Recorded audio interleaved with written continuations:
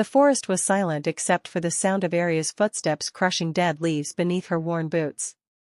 She moved carefully through the Moonshadow Woods, her basket half filled with moonwort and silverleaf, the only herbs that grew in this cursed part of the territory. No one else dared come here. The trees grew too close together, their branches twisted like clawed fingers reaching for the sky. Wolves whispered that the forest was cursed, that those who wandered too deep never returned. But Aria had no choice. As the lowest-ranking Omega in the Silvercrest Pack, she was given the tasks no one else wanted. Gathering herbs from the Forbidden Woods was one of them. She pulled her threadbare cloak tighter around her shoulders as a chill wind swept through the trees. The moon hung low and full above the canopy, casting silver light through the branches. She should have been afraid, but fear had become a constant companion in her life. What was one more danger when she already lived as an outcast in her own pack? Then she heard it. A baby's cry. Aria froze, her heart hammering against her ribs. The sound was impossible. No one brought children into these woods. No one came here at all except her. The cry came again, sharp and desperate, cutting through the silence like a blade. Against every instinct screaming at her to run, Aria moved toward the sound. Her feet carried her deeper into the forest, past the ancient oak that marked the boundary of safe territory, past the stream where the water ran black as ink. The crying grew louder with each step until she emerged into a small clearing bathed in moonlight. Before we dive in, drop a comment and let us know where you're watching from. We'd love to hear from you. If you enjoy werewolf stories like this, be sure to like the video, subscribe, turn on the notification bell, and share it with someone who'd love it too. There, in the center of the clearing, lay a baby. The infant was wrapped in cloth that shimmered like liquid silver, threads of light dancing across the fabric as though alive. The baby couldn't have been more than a few months old, with a tuft of dark hair and eyes that glowed an impossible shade of gold when they caught the moonlight. Aria approached slowly, her hands trembling. Who would leave a baby in the Moonshadow Woods? Who could be so cruel? The moment she knelt beside the child, its crying stopped. Those golden eyes locked onto hers with an intensity that made her breath catch. It was as if the baby could see straight into her soul. Aria reached down, intending to pick up the child and bring it to safety, to find whoever had abandoned it here. Her fingers had barely touched the silver cloth when the baby's tiny hand shot out and grabbed her wrist. Pain exploded through Aria's arm like liquid fire coursing through her veins. She screamed, trying to pull away, but the baby's grip was impossibly strong. The pain intensified, burning hotter and hotter until she was certain her skin was melting. She fell to her knees, her vision swimming with tears. Through the haze of agony, she saw it. A mark was appearing on her wrist where the baby held her, burning itself into her flesh. Black lines twisted and curved, forming an intricate design that she recognized with dawning horror. It was the Alpha King's mark. The sacred symbol of the fated mate bond. The mark that could only appear when two wolves were destined by the moon goddess herself to be together. The pain subsided as suddenly as it had begun, leaving Aria gasping on the forest floor. The baby released her wrist and giggled, a sound so innocent and pure that it seemed to mock the impossibility of what had just happened. Aria stared at the mark on her wrist, her mind refusing to accept what her eyes could see. This was impossible. She was an Omega, the lowest of the low. The Alpha King would never be fated to someone like her. And yet there it was, burned into her skin as permanent as a scar, the unmistakable symbol of Kael Nightshade, the most powerful Alpha in the Northern Territories. Miles away, in the obsidian fortress that served as the seat of his power, Kael Nightshade was in the middle of a council meeting when the pain struck. He was standing at the head of a massive stone table, surrounded by his most trusted advisors and warriors, discussing border disputes and rogue attacks. The words died on his lips as fire erupted on his wrist. He grabbed his arm with a sharp intake of breath, his eyes flashing gold as his wolf surged to the surface. Every wolf in the room stood immediately, their postures alert, ready for an attack. Kael forced himself to breathe, to push down the pain and the shock. He raised his wrist and pulled back his sleeve. There, burning bright and fresh on his skin, was his mate mark. The mark he'd been born with, the mark that had remained dormant his entire life, had suddenly activated. His fated mate had just been found. But that was impossible. He hadn't touched anyone. He'd been in this room for the past 3 hours, surrounded only by his council. There was no one new, no one who could have triggered the bond. His beta, Marcus, stepped forward, his eyes widening as he saw the mark. The bond has activated, Alpha. Marcus's voice was carefully neutral, but Kael could hear the confusion beneath it. Kael's mind raced. The mate bond only activated upon physical contact between fated pairs. For his mark to suddenly appear without him touching anyone meant one of two things. Either someone had found a way to forge the bond through dark magic, or his mate had somehow made contact with him through supernatural means. Neither explanation made sense. Both were dangerous. He looked up at his council, his face hardening into the mask of control he'd worn since taking the throne at 18. Find out what just happened. There was a surge of power, a magical flare in the territory. I want to know its source. Now. His warriors scattered immediately, moving with the efficiency that had made the Nightshade Pack the most feared in the north. Kael remained standing at the table, his hand pressed to his wrist where the mark continued to burn. Somewhere in his territory, his fated mate existed. And until he understood what was happening, they represented a threat he couldn't afford to ignore.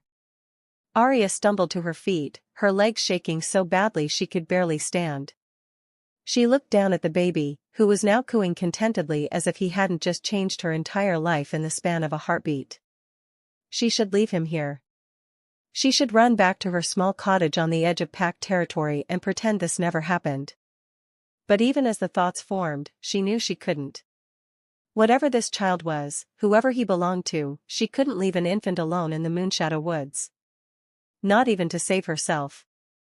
She bent down and carefully gathered the baby into her arms, half expecting another burst of burning pain.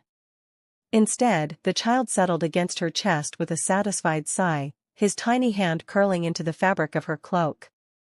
The silver cloth he'd been wrapped in seemed to pulse with a soft light, warm against her skin. Aria turned to leave the clearing, to take the baby to the pack house and report what she'd found, but she'd taken only 3 steps when she heard the growl. 3 wolves emerged from the tree line, their eyes glowing red in the darkness. Rogues. Wolves who'd been cast out of their packs or abandoned pack life altogether, living as savage creatures driven by base instincts and hunger. They were the reason no one came to the Moonshadow Woods. The territory was full of them. The largest of the 3, a gray wolf with matted fur and bared fangs, took a step forward. Give us the child, Omega. His voice was rough, like gravel scraping against stone. Aria backed away, clutching the baby tighter to her chest. The child was silent now, those golden eyes watching the rogues with an eerie calm. The wolf lunged. Aria didn't think. She didn't have time to think. Her body moved on instinct, dropping low and spinning away from the attack. The rogue's jaws snapped closed on empty air where she'd been standing a moment before. She ran. The forest became a blur around her as she crashed through underbrush and leaped over fallen logs. The baby remained silent in her arms, but she could feel heat radiating from him, growing stronger with each passing second. The rogues were right behind her, their snarls echoing through the trees.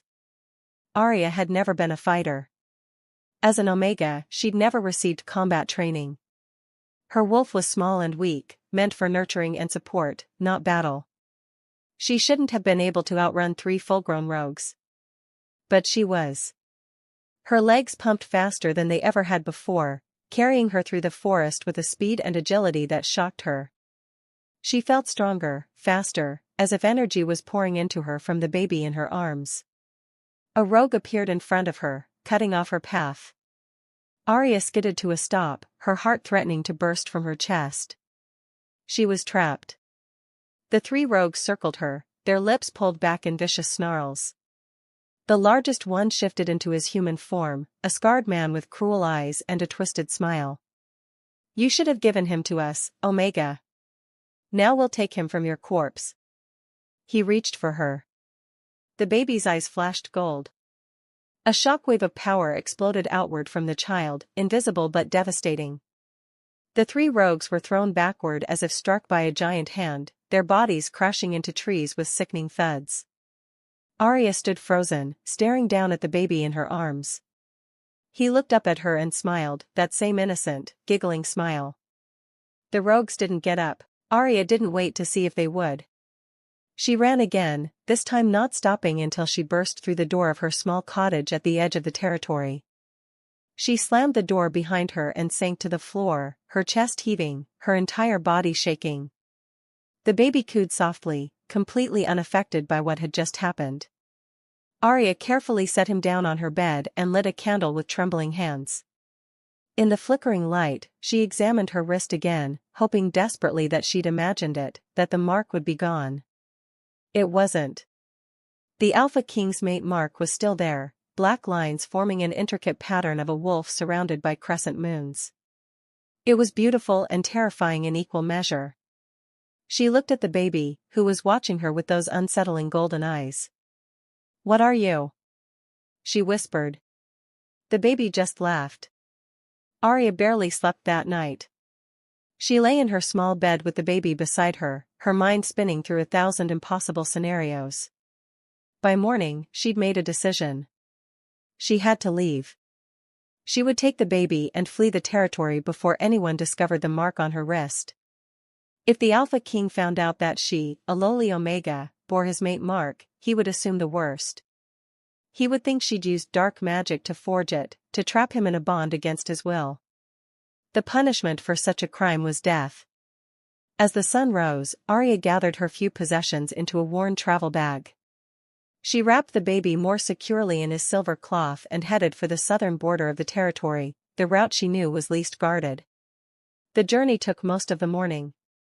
She stayed off the main paths, moving through the forest with the baby held close to her chest. He remained quiet the entire time, almost as if he understood the need for stealth. By midday, she could see the boundary markers ahead. Tall stone pillars carved with the Silvercrest Pack symbol marked the edge of their territory. Beyond those stones, she would be in neutral lands. She would be free. Aria quickened her pace, hope rising in her chest for the first time since the previous night. She was almost there. Just a few more steps. The baby began to cry. It started as a soft whimper but quickly escalated into a wail that seemed to shake the very air around them. Aria tried to soothe him, rocking him gently, but nothing worked. The crying grew louder, more desperate. Then the baby began to glow.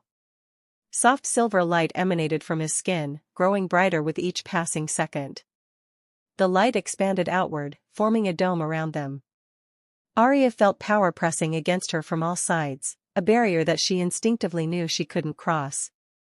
The baby didn't want to leave. Before she could process what was happening, she heard the sound of approaching footsteps. Many footsteps. Warriors emerged from the trees on all sides, at least 20 of them, wearing the black and silver armor of the Alpha King's elite guard. They formed a circle around her and the glowing barrier, their weapons drawn, their eyes hard. The captain stepped forward, a tall woman with a scarred face and cold eyes. "Omega Aria of the Silvercrest Pack. You are under arrest by order of Alpha King Kael Nightshade. You will come with us. Now."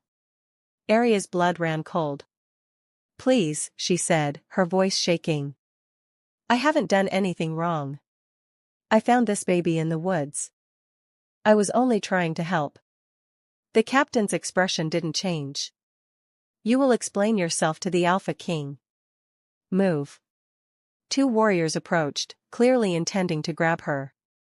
The moment they touched the barrier of light surrounding Aria and the baby, they were thrown backward with a force that sent them crashing to the ground.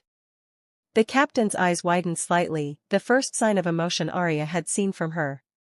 "Powerful magic," she said to the other warriors. "This one is more dangerous than we thought." They forced Aria to walk in the center of their formation, the barrier of light fading as the baby finally stopped crying. The journey to the Alpha King's fortress took hours, and with each step, Aria's fear grew. She'd heard stories about Kael Nightshade. He'd taken control of the pack at 18 after his father died in battle, and in the 10 years since, he'd expanded their territory threefold. He was known for his ruthlessness, his strategic brilliance, and his absolute intolerance for deception. If he believed she'd used magic to forge the mate bond, he wouldn't hesitate to execute her. The fortress loomed before them as they approached, a massive structure of black stone that seemed to absorb the light around it. They passed through gates guarded by warriors who stared at Aria with suspicion and hostility. She was led through torchlit corridors, past rooms filled with weapons and training equipment, deeper and deeper into the heart of the fortress. Finally, they stopped before a set of massive double doors carved with wolves in mid-hunt. The captain knocked once, and a deep voice from within called, "Enter." The doors swung open, and Aria was pushed inside. The throne room was enormous, with a ceiling so high it disappeared into shadows. Torches lined the walls, casting flickering light across the stone floor. And there, sitting on a throne of black stone and silver inlay, was the Alpha King. Kael Nightshade was younger than Aria had expected, perhaps only in his late 20s, but he carried himself with the authority of someone much older. He was tall and powerfully built, with black hair that fell to his shoulders and eyes that glowed a deep amber. His face was handsome but hard, carved from stone like the fortress around him. He wore simple black clothing that only emphasized the raw power radiating from him. His presence filled the room, made the air heavy and hard to breathe. This was an alpha in every sense of the word. His eyes locked onto Aria the moment she entered, and she felt pinned by that gaze, unable to move or speak. Then his eyes dropped to the baby in her arms, and something flickered across his face. Surprise, perhaps, or recognition. "Explain yourself." His voice was deep and commanding, the kind of voice that expected immediate obedience. Aria's mouth went dry. She tried to speak, but no words came out. Kael stood from his throne and descended the steps toward her with measured, predatory grace. Each step echoed in the vast chamber. He stopped a few feet away, close enough that she could feel the heat radiating from him, could smell cedar and smoke and something wild that made her wolf whimper in her mind. "You dare enter my territory with a stolen royal child and a forged mate mark?" His words were low and dangerous. "You dare use forbidden magic to trap me in a false bond? Royal child? Forged mark?" Aria's mind reeled. "I didn't steal anything. I found him in the Moonshadow Woods. He was crying, alone. I only wanted to help." "Liar." Kael's eyes flashed gold, his wolf rising to the surface. "The mate mark cannot be faked. Only the darkest blood magic could create such an illusion. Tell me who sent you. Who are you working for?" "No one sent me. I swear on the moon goddess, I'm telling the truth." Kael grabbed her wrist, the one bearing his mark, and held it up between them. "This appeared on my wrist last night. The exact moment, I suspect, that it appeared on yours. Yet I was nowhere near you. Explain how that's possible without magic." "I can't." Aria's voice broke. "I don't understand it either. The baby grabbed my wrist and the mark just appeared. It burned and then it was there. I didn't do anything. I don't know any magic. I'm just an Omega." Kael's grip on her wrist tightened. "Just an Omega who somehow possesses power strong enough to create barriers my elite warriors can't breach? Just an Omega who was found with one of the lost Moonblood heirs?" He pulled her closer, his face inches from hers. "I don't know what game you're playing, but it ends now." "Moonblood heir?" The words finally registered. Aria looked down at the baby in her arms. "What is he talking about? Tell me." Kael's voice had dropped to a deadly whisper. "Did you kill the child's guardian and take him? Are you planning to ransom him? Use him as leverage against me?" "I would never hurt a child." Aria met his eyes, surprised by her own courage. "I don't care who you are or what you think I've done. I would never harm an innocent." For a moment, something shifted in Kael's expression. Then his face hardened again. "Take the child from her." Two warriors moved forward. The moment they reached for the baby, he began to scream. It wasn't a normal infant's cry. It was a sound of pure power, a wail that shook the stone walls and made the torches flicker. The warriors stumbled back, their hands over their ears. Aria felt the power building in the baby, the same way it had in the forest with the rogues. "No," she whispered. "Please don't." It was too late. The baby's eyes blazed gold, and symbols began to appear on his skin, glowing beneath the surface like living tattoos. Ancient symbols that Aria didn't recognize but that seemed to pulse with otherworldly energy. The shockwave exploded outward. Warriors were thrown backward, crashing into walls and pillars. Even Kael was forced back several steps, his eyes wide with shock. The baby clung to Aria, his tiny fists gripping her cloak, his face buried against her shoulder. The crying stopped as suddenly as it had begun. An eerie silence fell over the throne room. Kael was the first to recover. He stared at the baby, then at Aria, his expression transformed from anger to something closer to awe or horror. "Those symbols," he said slowly. "Only one bloodline carries those marks. The Moonblood line. But that family was slaughtered 20 years ago. Every last one of them." Aria held the baby tighter. "I don't know what you're talking about. I just found him in the woods." Kael's eyes were still fixed on the child. The Moonblood family were the original rulers of the Northern Territories. They possessed powers far beyond normal wolves, gifts directly from the moon goddess herself. My father helped overthrow them, claimed they'd become corrupt and dangerous. He said they all died in the rebellion. But if this child is what I think he is, then someone survived. Someone who gave birth to an heir. He looked at Aria again, and this time there was calculation in his eyes. "And somehow, the moon goddess chose you, an omega of no importance, to be his guardian. She chose you to be my mate. I didn't choose any of this." Aria's voice was barely above a whisper. "I never wanted to be involved in whatever this is. I just wanted to survive. To live quietly and be left alone." The baby stirred in her arms and reached out toward Kael. Tiny fingers stretched toward the Alpha King, golden eyes locked onto his face. Kael stepped forward slowly, as if approaching a dangerous animal. He extended his own hand, and the baby's fingers wrapped around one of his. The moment they touched, both Aria's mark and Kael's began to glow. Soft silver light emanated from their wrists, the mate marks pulsing in perfect synchronization. The sensation was overwhelming, a rightness that seemed to click into place in Aria's soul. Her wolf, usually so quiet and submissive, suddenly surged forward in her mind, recognizing Kael as hers, as the one meant for her. Kael's eyes widened, and she knew he felt it too. The undeniable pull of the mate bond, real and powerful and impossibly strong.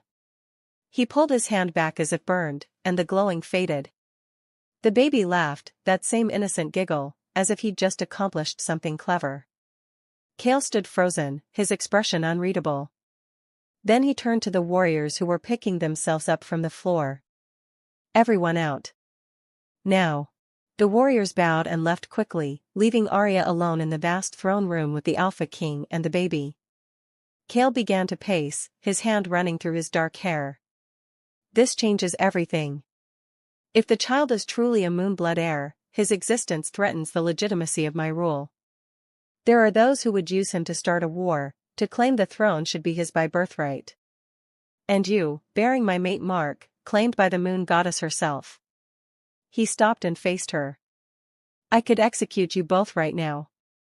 Eliminate the threat before it grows." Aria's heart hammered, but she stood her ground. "Then do it. But you'll have to pry him from my arms first, and I don't think he'll let you." Kael's lips twitched, almost a smile. "No, I don't think he will." He approached again, more carefully this time. "The question is why? Why did the moon goddess choose you? Why did this child bond with you? What am I missing?"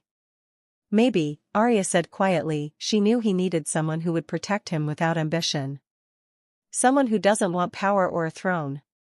Someone who just wants him to be safe. Kael studied her face for a long moment. You're either the most honest wolf I've ever met, or the most skilled manipulator. I find, Aria replied, that powerful people always assume everyone wants what they want. Some of us just want to be left in peace. The baby yawned and snuggled deeper into Aria's arms, apparently exhausted from his display of power. Kael watched the child's tiny chest rise and fall asleep. He's powerful. More powerful than any wolf I've ever encountered, and he's only an infant. As he grows, that power will increase. He'll need training, protection, guidance. He'll need a family. He looked at Aria again, and something in his expression softened. The moon goddess has made her will clear, even if I don't understand it. You are my fated mate. This child has chosen you as his guardian. Like it or not, Omega, your quiet life is over. What are you saying? Kael took a deep breath. I'm saying I accept the bond. I accept you as my mate and future Luna. And I accept this child into my protection. But Aria could hear the unspoken conditions. As my mate, you will be under constant watch. You will be tested, questioned, and doubted. You will have to prove yourself worthy of a position you never wanted. The political situation is delicate. My father overthrew the Moonbloods. Some will see this child's survival as divine justice. Others will see him as a threat to be eliminated. There will be attempts on his life, on your life. Can you handle that? Aria looked down at the sleeping baby in her arms. She thought about the quiet life she'd lived, alone and unwanted but safe. Then she thought about abandoning this child to a world that wanted to use him or kill him. There was really no choice at all.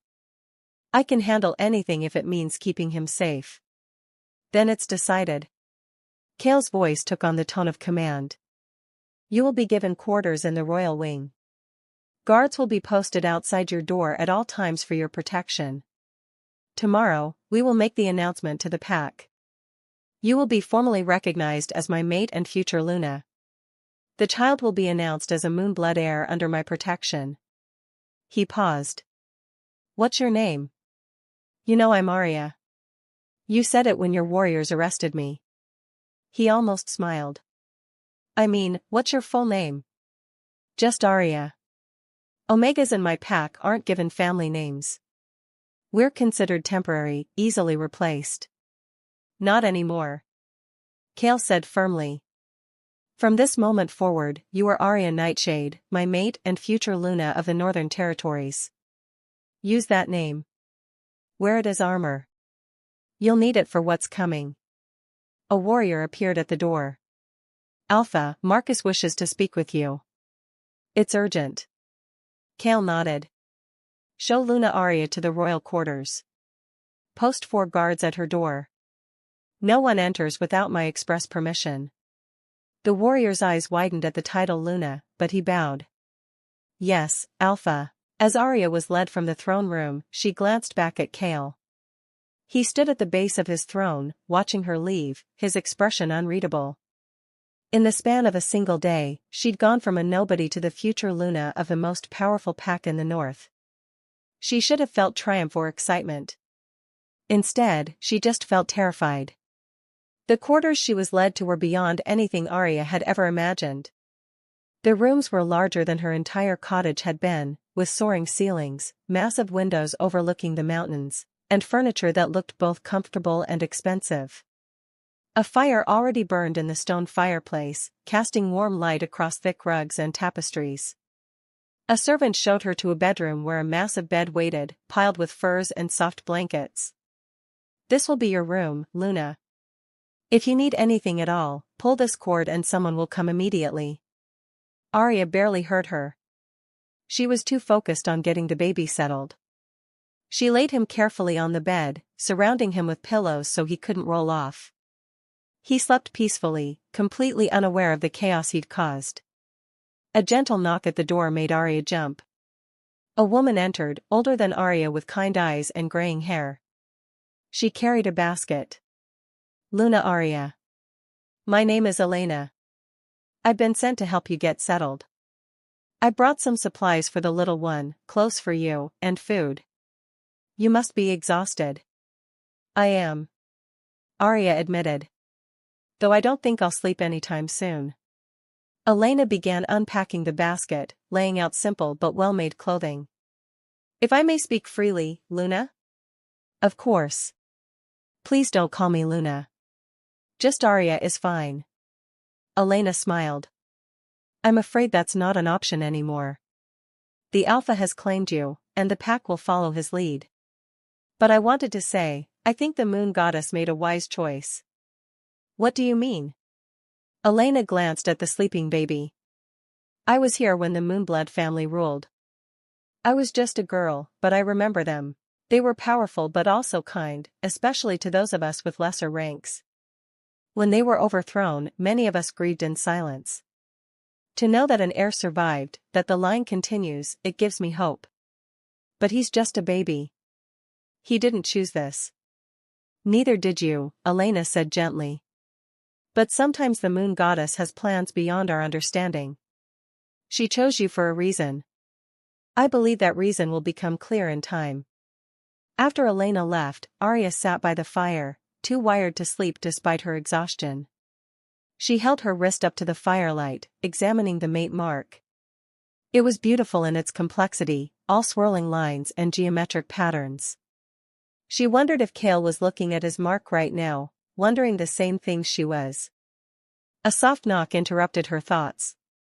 The door opened before she could respond, and Kael entered. His guards had clearly not stopped him, though she noticed they'd closed the door behind him, giving them privacy. Can't sleep either? He asked. Aria shook her head. It's been an eventful day. That's one way to put it. Kael moved to stand by the fire, his eyes on the flames. I came to apologize for my behavior earlier. I accused you of terrible things without evidence, let anger cloud my judgment. You thought I was a threat to your pack. I understand. That doesn't make it right. He finally looked at her. You stood there, an Omega facing down an Alpha King, and you didn't cower. You didn't beg or grovel. You simply told the truth and refused to compromise on protecting that child. That takes courage I've rarely seen, even in my most battle-hardened warriors. I wasn't being brave. I was terrified. Being brave doesn't mean you're not afraid. It means you do what's right despite the fear. He crossed to the bed where the baby slept. What do you think we should name him? I hadn't thought about it. Surely he has a name already, a family somewhere? If he does, we don't know it. And until we find out more about where he came from, he needs a name. Kael reached down and gently touched the baby's dark hair. What about Orion? Aria considered. Orion. The hunter constellation. It's perfect. She moved to stand beside Kael at the bed, both of them looking down at the sleeping infant. For a moment, they looked like what they were supposed to be, a mated pair watching over their child. The moment stretched, comfortable and right in a way that terrified Aria. This is really happening, isn't it? She whispered. Yes. Kael's voice was quiet. For better or worse, our fates are tied together now. All three of us. She felt his hand brush against hers, tentative, testing. She didn't pull away. His fingers intertwined with hers, and that same rightness from earlier flooded through her. The mate bond hummed with approval. They stood like that for several minutes, hands clasped, watching Orion sleep. Finally, Kael spoke again. Tomorrow will be difficult. There will be those who oppose this, who will see you as unworthy or the child as a threat. But I want you to know, I won't let anyone harm you or Orion. You have my word as Alpha and as your mate. Thank you. Aria squeezed his hand. I know I'm not what you expected or wanted in a mate. Maybe not. But the moon goddess chose us for each other, and she doesn't make mistakes. Perhaps you're exactly what I need, even if I don't fully understand why yet. He released her hand and moved toward the door. Try to rest. We have a long day ahead of us tomorrow. Kael? He turned back. Yes? Why did your father really overthrow the Moonbloods? What you said about corruption, was that true? Kael's expression darkened. I don't know. I was only 8 when it happened. For years, I believed what I was told, that they'd become dangerous, that they threatened the stability of all packs. But seeing Orion tonight, feeling his power, it felt pure. Not corrupt or evil. Just strong. So maybe there's more to the story than I was told. Sleep well, Aria. He left, and she was alone again with Orion and her racing thoughts. She finally fell asleep just before dawn, curled up on the bed next to Orion. She woke to find the baby watching her with those unnaturally aware golden eyes, as if he'd been keeping guard while she slept. Morning brought Elena with breakfast and news that the pack would be gathering in an hour for the Alpha's announcement.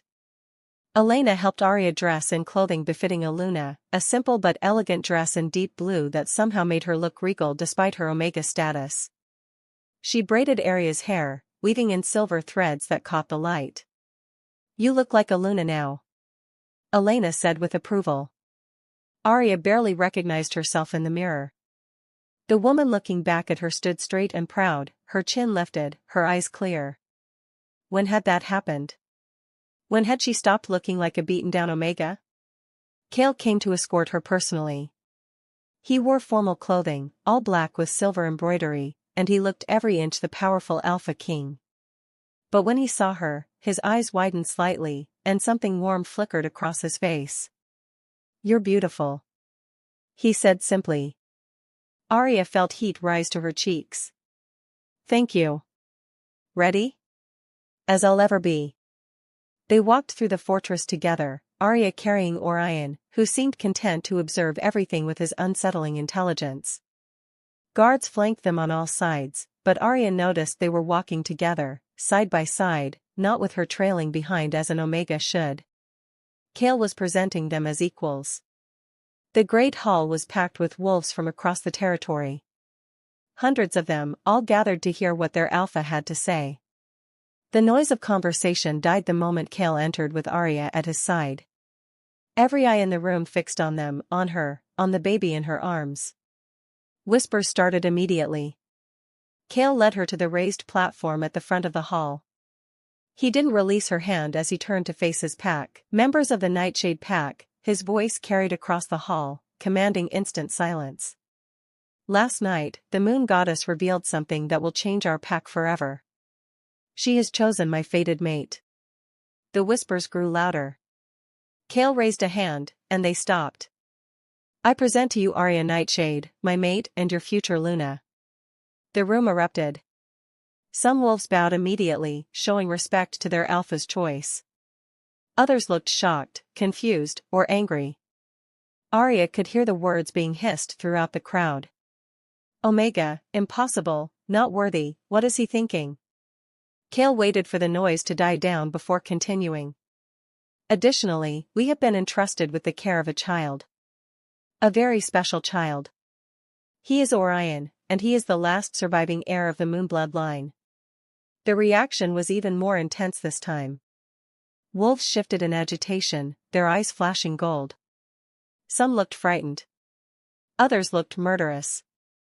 A man pushed to the front of the crowd, older with gray in his hair and murder in his eyes. Alpha Kael, you can't be serious. The Moonbloods were traitors and tyrants. Your father died fighting to free us from their rule. How can you shelter their spawn? My father fought for what he believed was right. Kael's voice was hard as steel. But perhaps the full truth was more complicated than we knew. This child is innocent of whatever crimes his ancestors may have committed. He will be raised under my protection, taught to use his power wisely and justly. Anyone who threatens him answers to me personally. And the Omega? Another voice called out. How do we know she hasn't used dark magic to trap you in a false bond? How do we know this isn't all an elaborate plot against you, against us? Kael's eyes flashed dangerously, his alpha power rolling through the room like a physical force.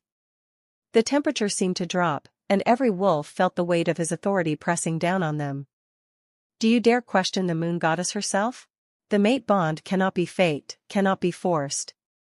She chose Aria for me, and I accept her choice. If anyone here doubts the authenticity of our bond, step forward now and I will prove it to you. No one moved. The challenge hung in the air, deadly serious. Aria felt Orion shift in her arms. The baby was staring out at the crowd, those golden eyes sweeping across the assembled wolves. Several people stepped back when his gaze landed on them, as if afraid of what he might see. A woman emerged from the crowd, elderly with white hair and eyes that had seen decades of pack life. She moved slowly but with purpose, using a carved wooden staff to support her weight. The crowd parted for her respectfully. Aria recognized her from stories.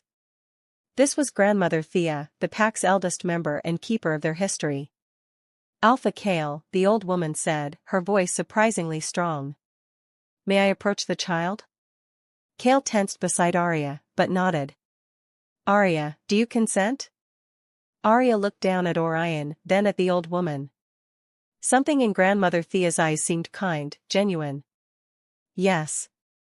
The elderly wolf climbed the steps to the platform slowly. When she reached them, she looked first at Aria, studying her face with an intensity that made Aria want to squirm. Then she looked at Orion. May I? She asked, extending one gnarled hand. Aria nodded, angling Orion so Grandmother Thea could touch him. The old woman placed her palm gently on the baby's forehead. Orion didn't cry or flinch. Instead, he reached up and grabbed her finger, holding it with surprising gentleness. Symbols began to glow beneath his skin again, those ancient marks that pulsed with power. But this time they were softer, warmer, not threatening. Grandmother Thea gasped, tears suddenly streaming down her weathered face. Oh, blessed moon goddess. It's true. He carries the gift of sight, of healing, of life itself. She looked up at Kael, then at Aria. This child is no threat. He is hope. The Moonblood line was blessed by the goddess before corruption found them. This boy, raised with love and wisdom, could become what they were always meant to be. She turned to face the crowd, her voice carrying despite her age. I am the oldest among you. I remember the Moonbloods before the rebellion, when they used their power to heal the sick, to end droughts, to protect all wolves regardless of rank. They lost their way, yes, but this child is innocent of those sins. He deserves a chance to forge his own path. The crowd murmured, but the tone had shifted. Fear was giving way to uncertainty, and uncertainty to cautious hope. Grandmother Thea looked at Aria again. And you, young Omega. The moon goddess chose you not despite your rank, but because of it. You know what it means to be overlooked, underestimated, dismissed. You will teach this boy humility and compassion, things no amount of power can provide. You are exactly what both he and our Alpha need. Aria felt tears prick her eyes. Thank you, she whispered. The old woman descended the platform, and the mood in the hall had completely changed. Wolves were looking at Aria and Orion with curiosity now rather than hostility. Some even seemed pleased. Kael spoke again, his voice still commanding but less harsh. Aria will be moving into the royal wing today. She and Orion will be under constant protection.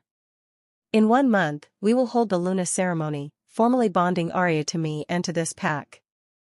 Until then, I expect every member of this pack to treat her with the respect due to your future Luna. Am I clear? A chorus of yes, Alpha echoed through the hall. The assembly was dismissed, and wolves began filing out, though many cast curious glances back at the platform. Kael finally released Aria's hand and turned to her. You did well. Standing before the entire pack like that, I know it wasn't easy. I thought I was going to be sick, Aria admitted. You didn't show it. That's what matters. He glanced at Orion. And he seems to like you.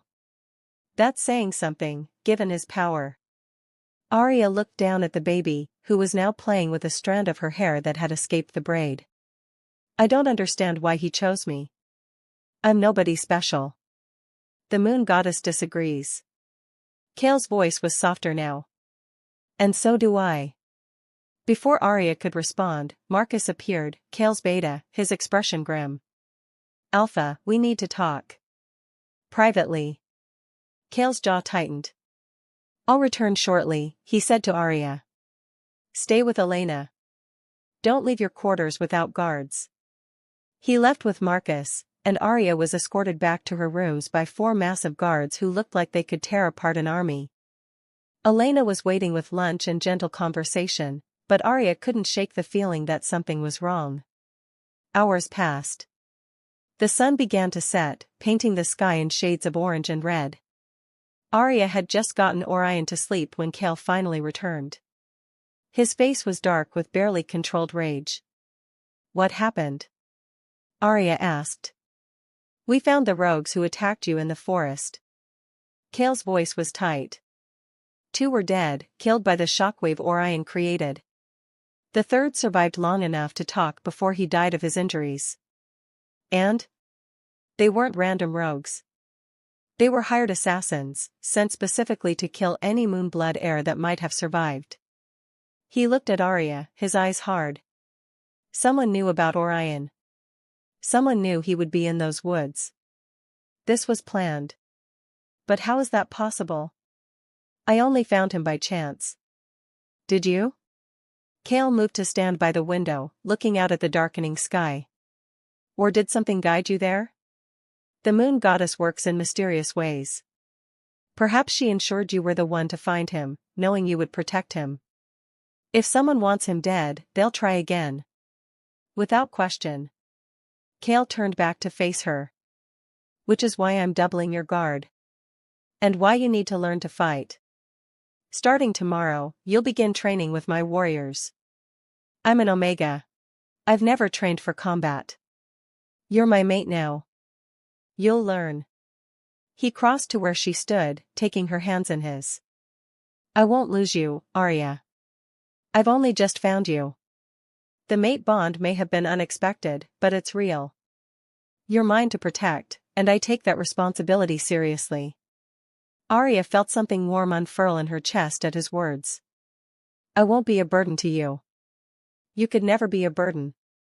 His thumb traced circles on the back of her hand, sending tingles up her arm.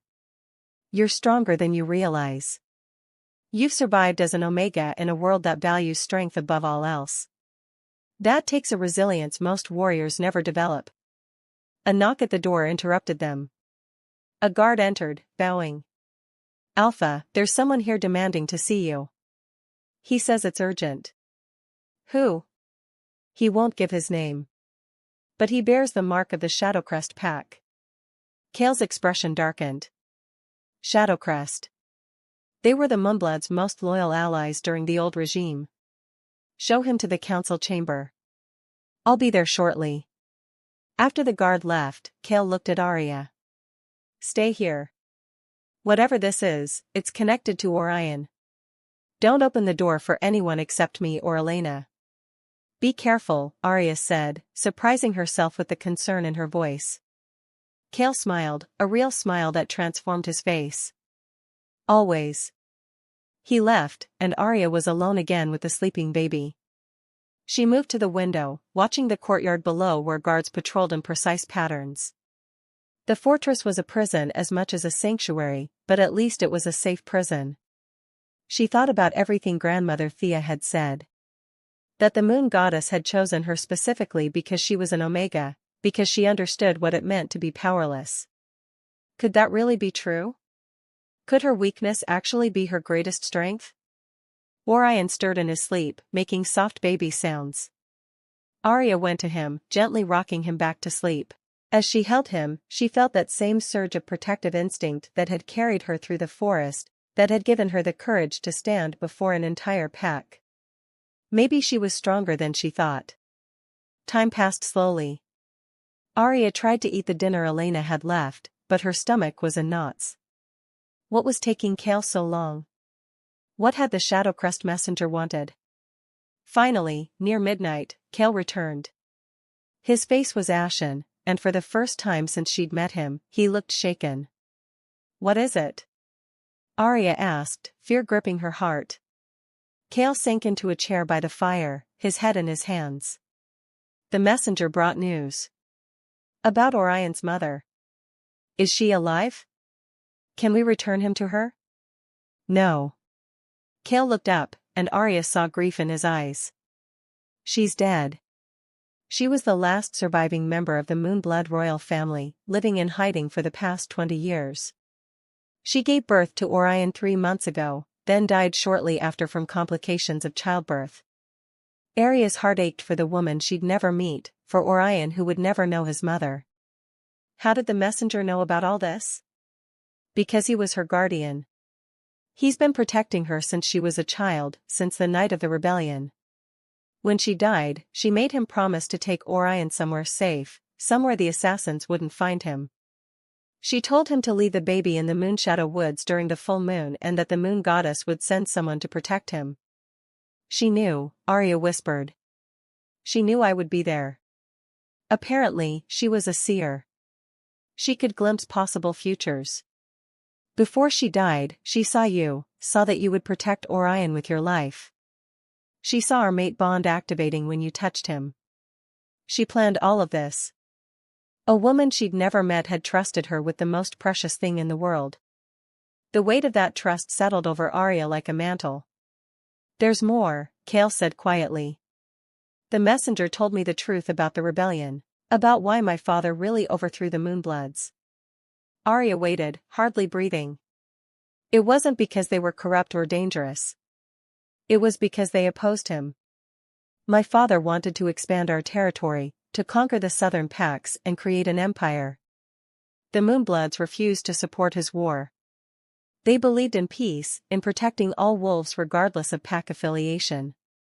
So my father spread lies about them, turned the other alphas against them, and orchestrated their deaths.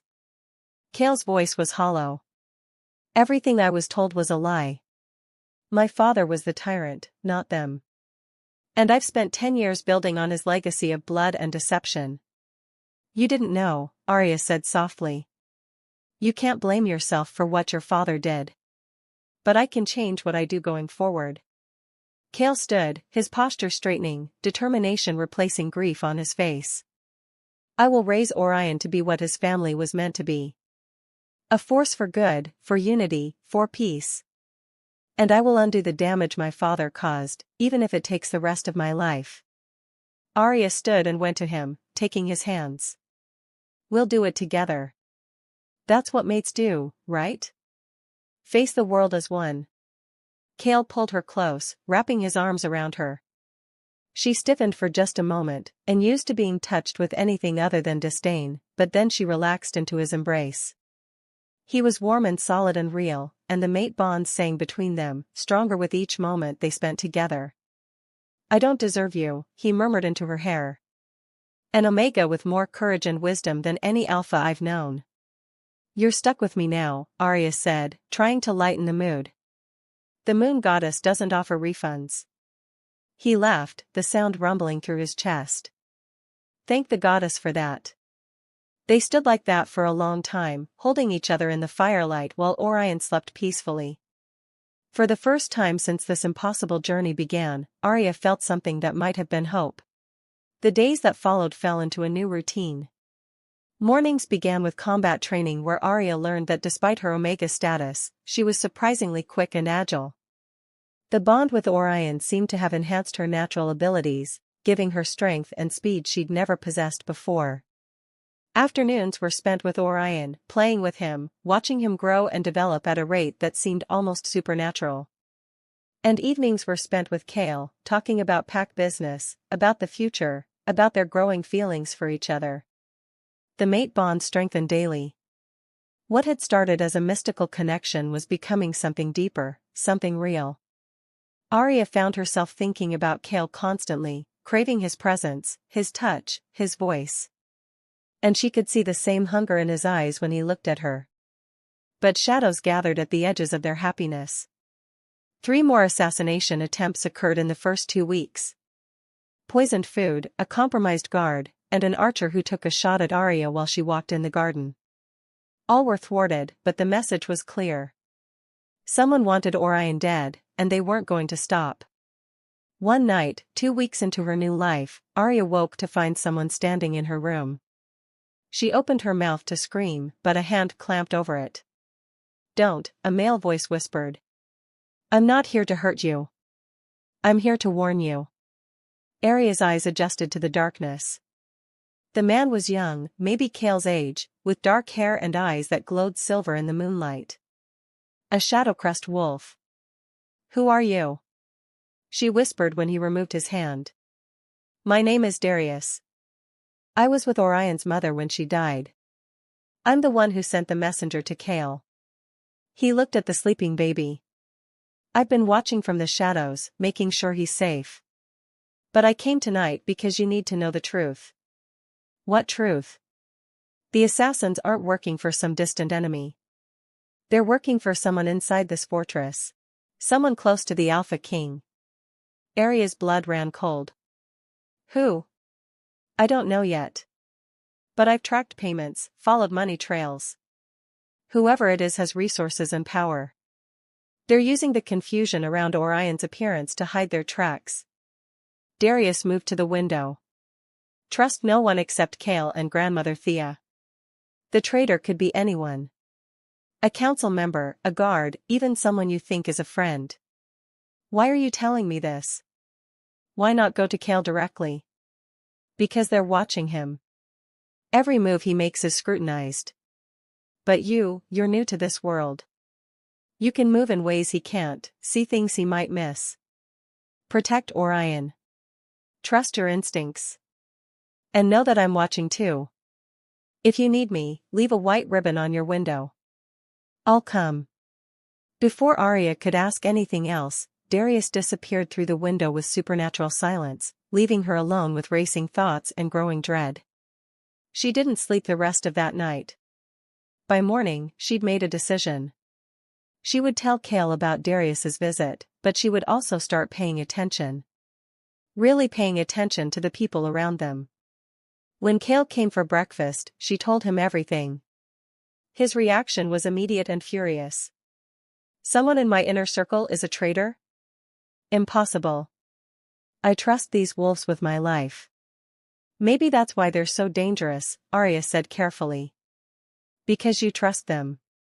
Because they have access to everything. Kael paced the room like a caged wolf. If what Darius says is true, we can't trust anyone.